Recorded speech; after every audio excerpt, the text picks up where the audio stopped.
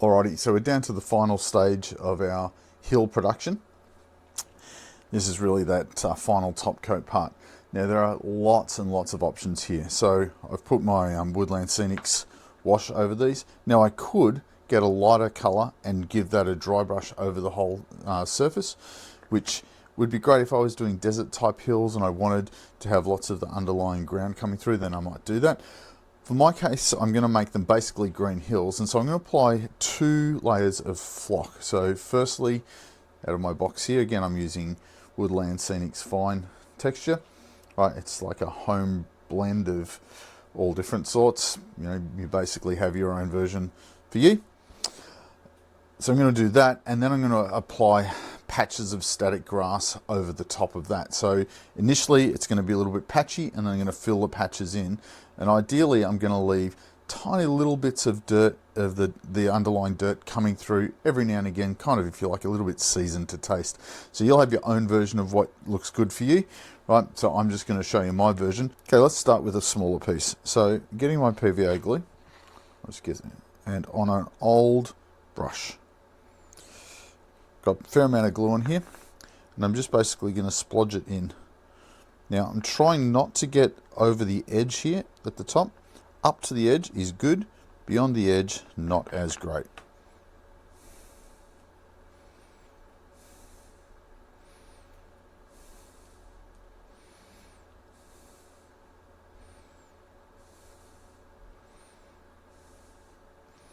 You see I'm leaving some gaps.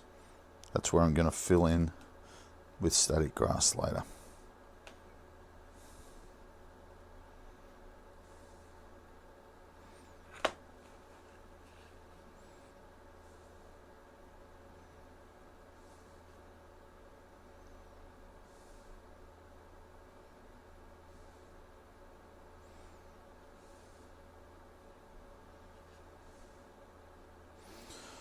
Right, so reasonably quick turnaround here. I've got this, I've applied the glue, bring my box over of static grass and just whack the whole thing in there. Give it a bit of a tap down, pick it up,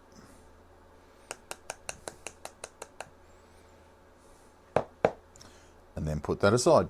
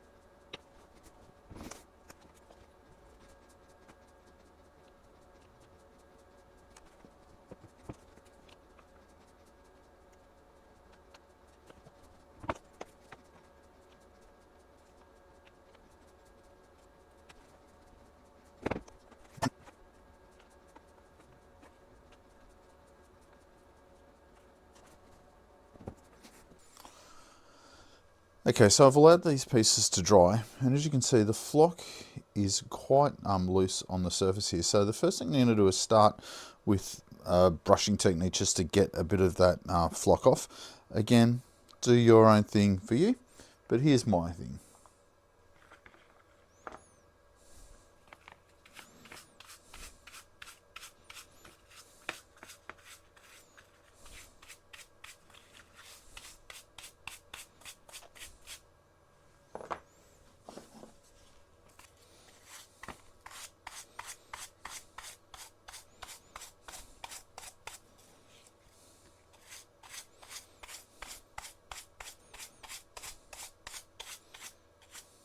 The next part is going to be applying static grass. Now for this, I've purchased myself a static grass applicator, right? So, and I've made myself a big batch of 3 and 4 mil grass. Don't ask me what the formula is because I had a heap of it from all different manufacturers and I basically just blended it until I was happy with the color.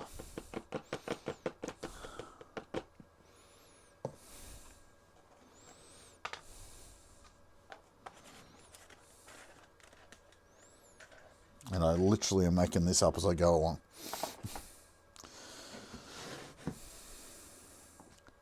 So I'm going to take my first piece here.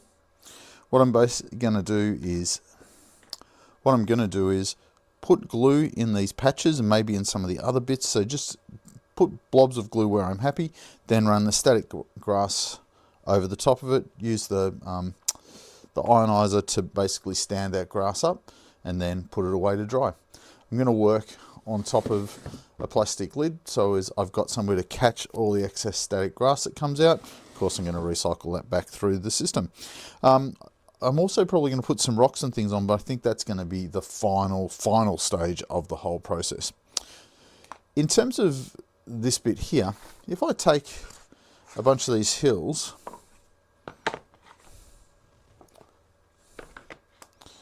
and I just lock them together like that, you can see that that's actually pretty usable right now. And so all of these steps here are just adding more variation and things to it. Now you could decide, like you could have glued the whole thing and flocked the whole lot, but I'm deciding for my set of hills, I'm going to have this static grass thing. But just to show you that, as you can see, that piece now, once I put it together, is actually pretty solid as a piece of terrain. Okay, let's get started.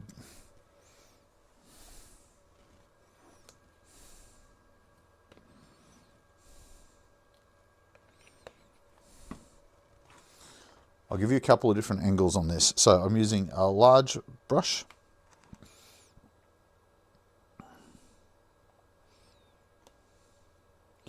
Part of the reason for brushing off the excess flock before is to stop it sticking to the brush now.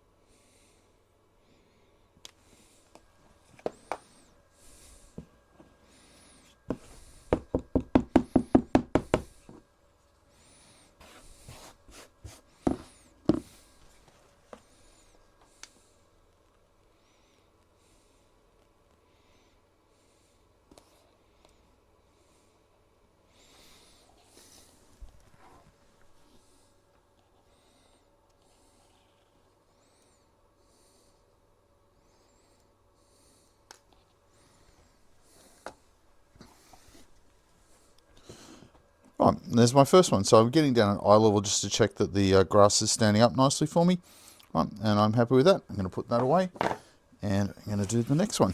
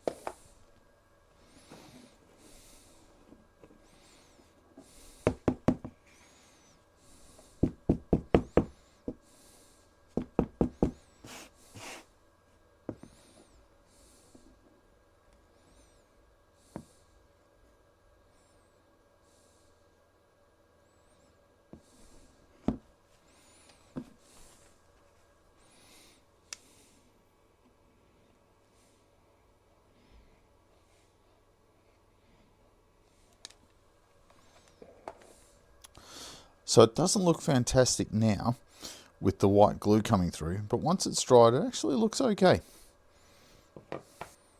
That's a sneak peek of one that I've prepared earlier. With this one here, I'm going to put some rocks in that little kind of gully there, so I'm only putting a little bit of static grass in that one.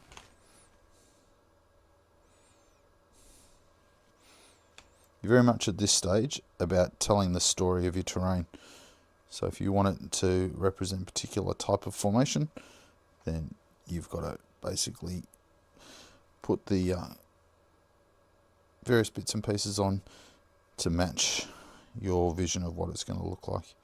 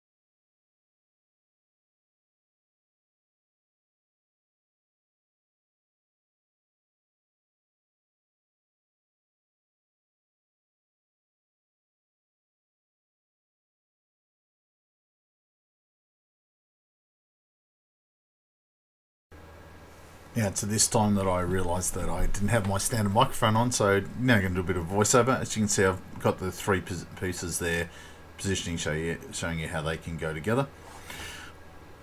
What I'm really talking about is to making sure that the areas where they join up have good coverage, so as they match up, because you don't want to have pieces overlapping and getting in the way of the joins, but you also want to have when you. So this is the final step. I think I've had 3 final steps so far. So what I've done is I've got small rocks that I've basically grabbed off the driveway and sieved down, so I've got them at different sizes, and then some Woodland Scenics clump foliage. And basically this stage is going to be about putting enough of those things on the model so as it looks great, but not too much that it gets in the way of it actually being practical. Right, so again, using PVA, and one of my small old paintbrushes.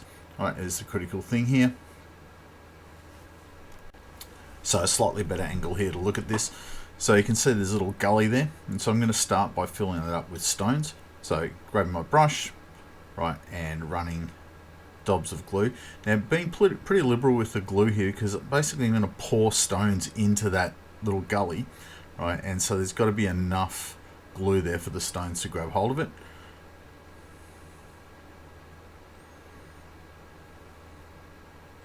Now they're pretty small stones, but some railway ballast might also be useful in there. Make sure I'm just tapping off any excess stuff and just cleaning off the bottom, especially if I've got areas that are going to overlap. I want to make sure that they haven't got any extraneous bits hanging over. Now I've got that in place, I'm going to grab some little bits of clump foliage. Now I found the best thing to do with this is to rip yourself a little pile of small pieces and then basically work them into your model. If you're ripping them up one at a time, it's quite time consuming and it's kind of a little bit frustrating, right? So I'd always make myself a little pile and go along and whack them on. What I'm doing here is I'm trying to basically break up the stone line, because if you look at the stone by itself, it's pretty stark, right? And so by basically breaking it up with the clump foliage. Second tool there that I didn't introduce before is it's an old dentist tool that I picked up at a craft store years ago, and it's just really good just for pushing things into little gaps. The advantage of working here with the wet glue on the stones is that if I decide that I don't like it there, I can easily push them around. Of course, you can let it dry and then work on it later. When you work on it dry, then there's nothing falling off it. So there's sort of pros and cons of both of those.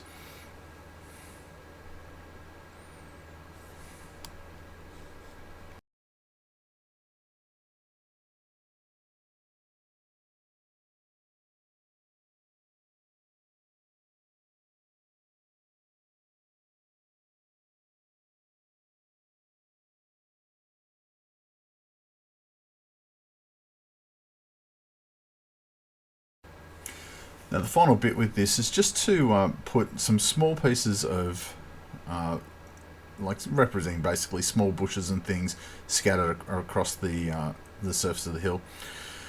Again, this is really a season to taste thing, although you can get a bit clever with this. See how I've put them halfway up the slope? It's going to mean that I've got potentially something to put a figure base on, because like we'd like to say that these hills are perfectly sloped and nothing will ever fall over. The reality is that you've been hand cutting these, so there's going to be different amounts of slope on it, and so having a little bit of terrain there to help you out doesn't hurt.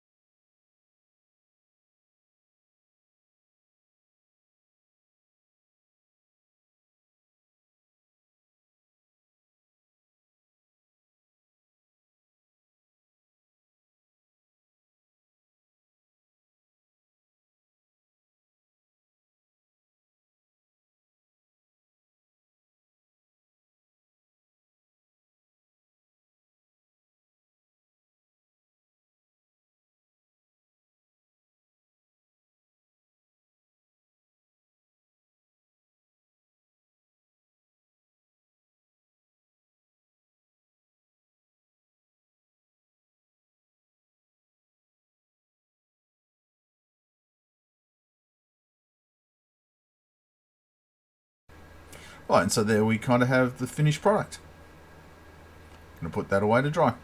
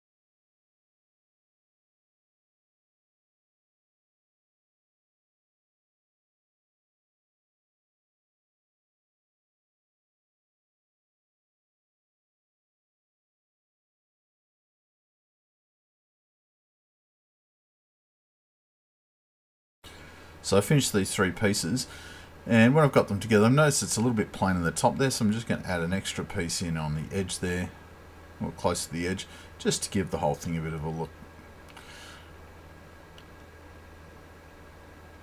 You can see because they're flexible, I can change the location of those. So that's sort of those 3 end pieces put together.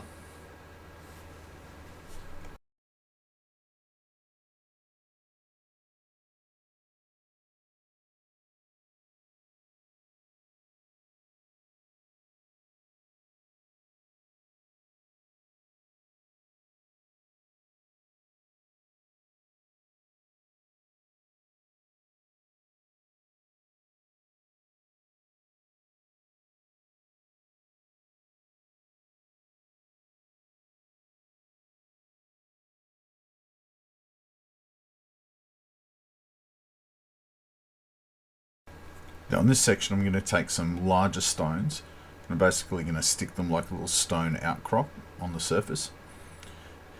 Now in my head the way that this kind of works is that you have stone outcrops, and then those stone outcrops allow plants to grow around them. So in terms of this, I'm going to put 3 or 4 stones close together, then build plants up around them to make it a kind of a little feature. Again, it's one of those things, you don't want to overdo this, but it's nice to have a bit of variation from piece to piece.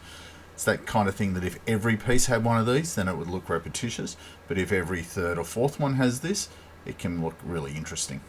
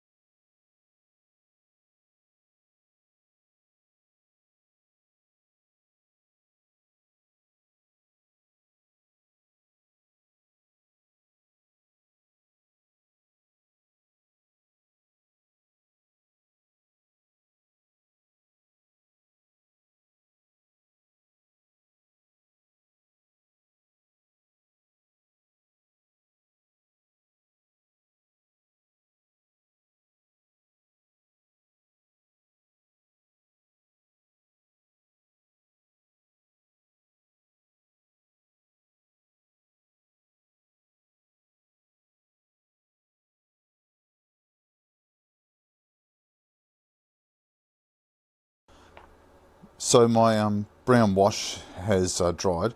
Just in terms of the cliff faces here, I'm going to use a light grey wash to put over that, another Woodland Scenics product.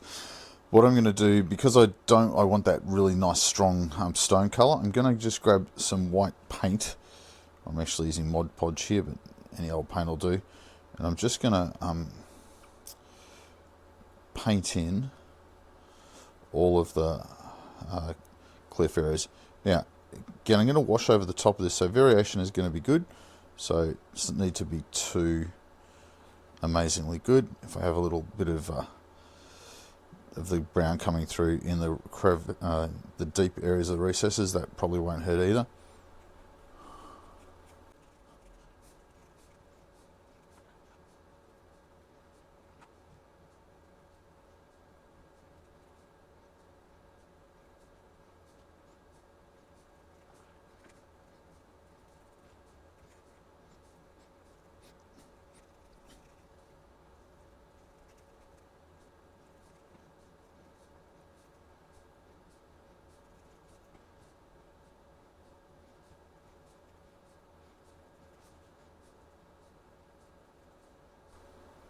Okay, so just some notes for what's going to happen going forward. I'm going to use some fine sand and stone to cover in some of these areas at the base of the cliff. What I've tried to do is avoid having too many really hard, straight edges, because ultimately in a natural environment that's not what happens. So just watching out for those, and that's why I've got lots of little spackles around the edge of it and stuff like that. So there we go. Now I'm going to put that away and let that dry. Again, probably let that dry for a day before I put a wash over the top of it. So here is my hill. I've allowed my white paint to dry. I'm going to use this Woodland Scenics Stone Grey. And like we've been doing, come along.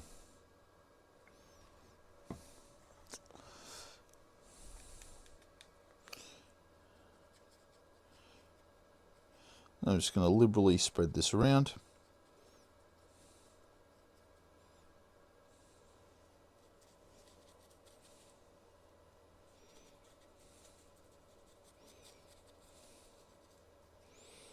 We get a little bit of crossover into the brown sections, that's okay.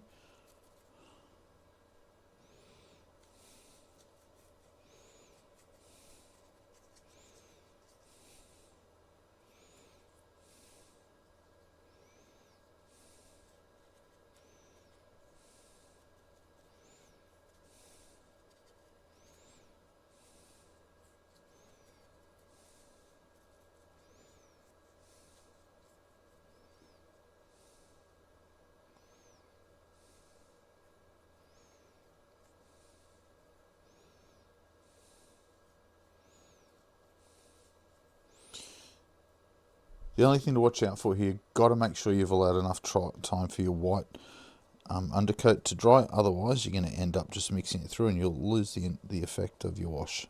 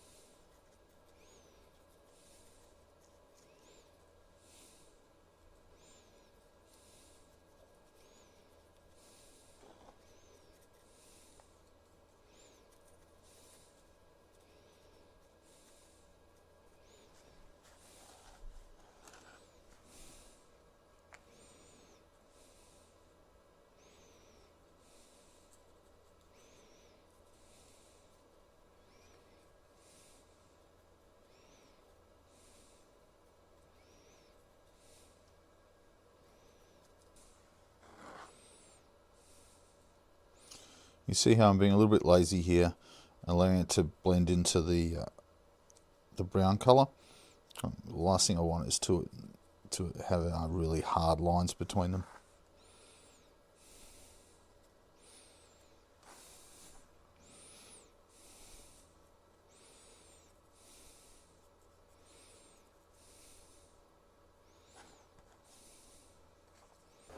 Okay, so getting close to the end of this piece here. Now I'm going to attach a bunch of fine rocks. So I've got my fine rock stash here. And what I'm going to do is I'm going to liberally apply glue where it would be logical that rock falls would accumulate. So in here.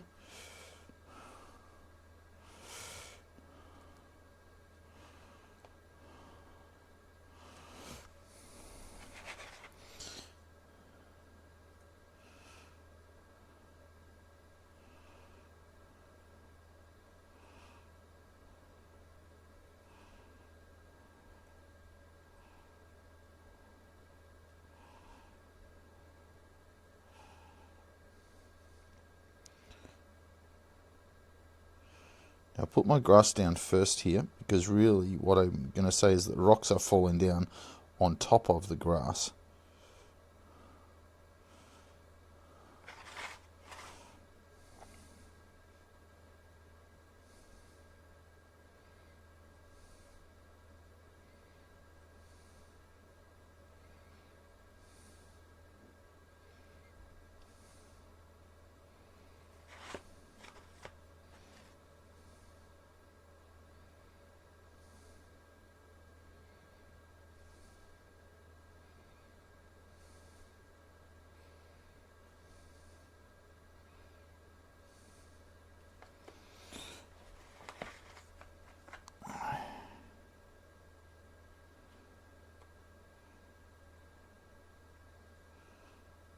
Probably have to come back and do some of those front bits later.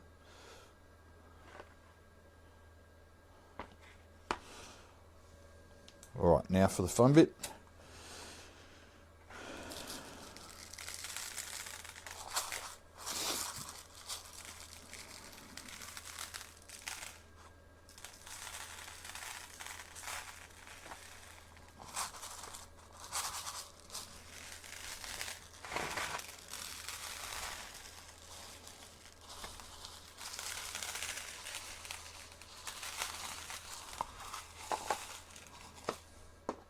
Just basically smother it in stones now.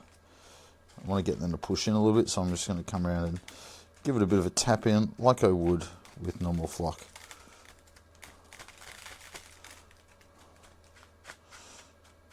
I'm pretty much going to let that sit maybe for an hour or so, so some of the PVA will go off, and then I'll come and tip it off. I'll come and show you that in a minute. I've left that dry for at least half an hour.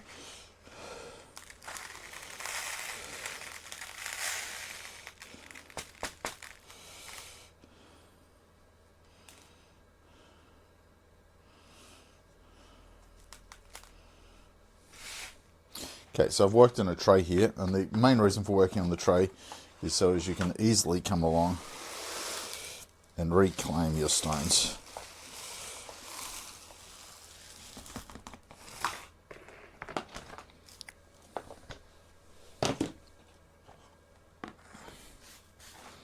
Now, final thing I'm going to do here, I'm going to break up a little bit of this up because it's a little bit too regular. And then I'm going to come around and put some more grass bits on it.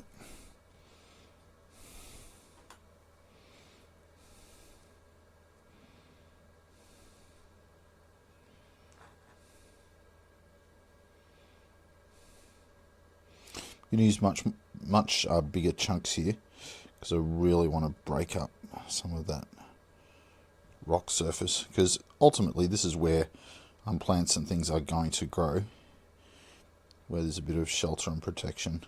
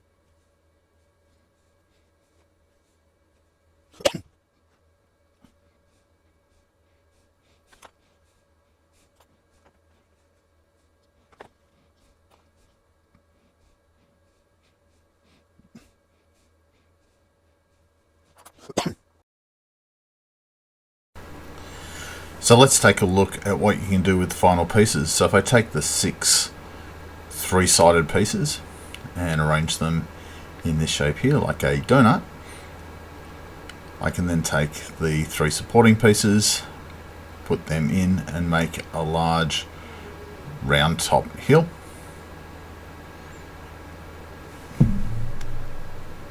Like that. Plus if I take the 6 end pieces, I can make 2 small hills like this. Then of course I can break them up and change their configuration, something like this.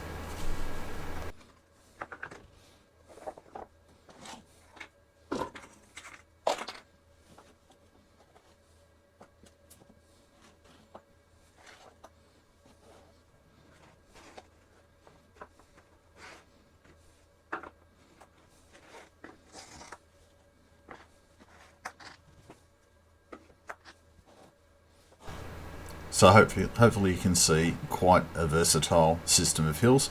So 12 pieces in that starter set plus the central hex.